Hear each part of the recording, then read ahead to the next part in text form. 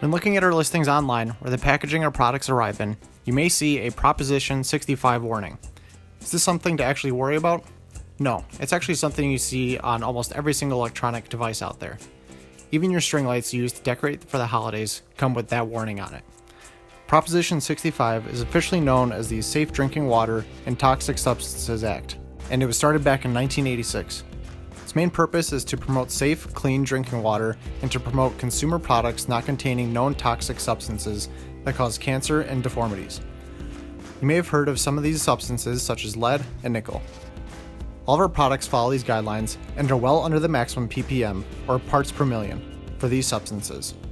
Rest assured, there's nothing to worry about when using our adapters and cords. If you have any other safety concerns about our products or electrical connections in general, please leave a comment down below. Be sure to give us a like and subscribe to see more content like this. Thank you for watching.